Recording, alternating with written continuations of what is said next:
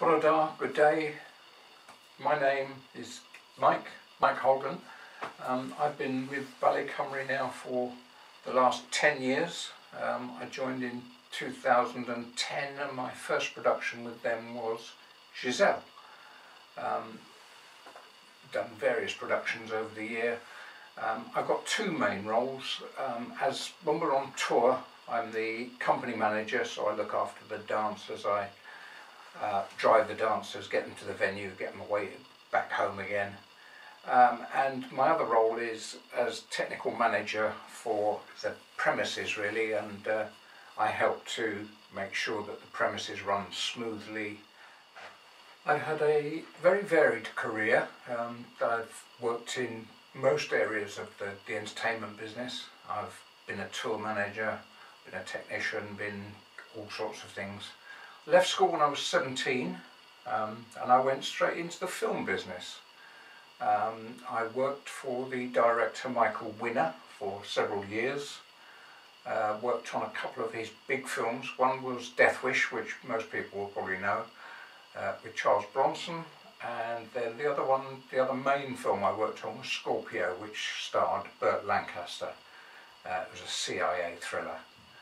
That was an interesting career because straight out of school I found myself flying backwards and forwards across the Atlantic to Los Angeles and New York, and for a 17-year-old that was really exciting.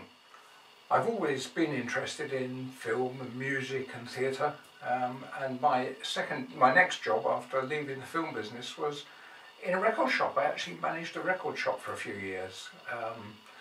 It was right in the West End of London, just around the corner from Fortnum and Mason's. So you can imagine some of our clients were quite high profile. We had clients like Alec Guinness and lots of actors and actresses. I was in the shop one day and a gentleman came in a great big heavy overcoat with dark glasses on and a big hat. Took his hat and his glasses off and it turned out to be Elton John. You didn't know from one day to the next who was going to come in. But that was a fascinating career because people were in there because they enjoyed music, and you could talk to people for hours and hours and hours about music, and it was fascinating. It was really fascinating. The next job I had after leaving the music shop was I went back to the Isle of Wight, where I came from originally. I moved back there and managed a theatre. I actually worked in a theatre in Ventnor, where I actually came from. I managed the Winter Gardens there for several years.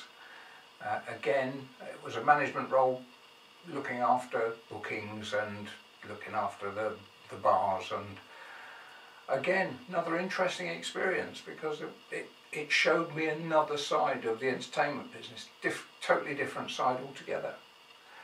And then after that I went into touring.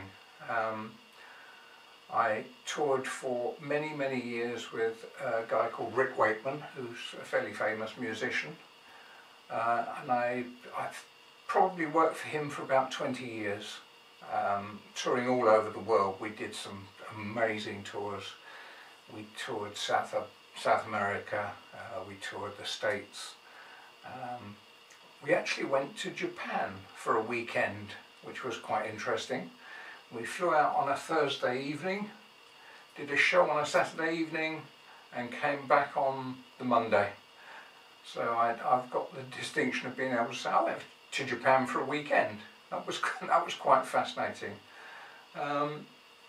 Towards the end of Rick's career, I also toured with Asia and Yes, and then a little band called Slade.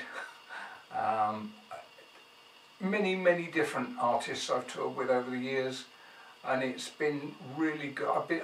I consider myself so lucky to have done what I have done for so long in my life, and I'm still enjoying myself now working with Ballet Cymru, and I'm looking forward to when this lockdown finishes will get back to work and get out touring again, because that's my love, is touring.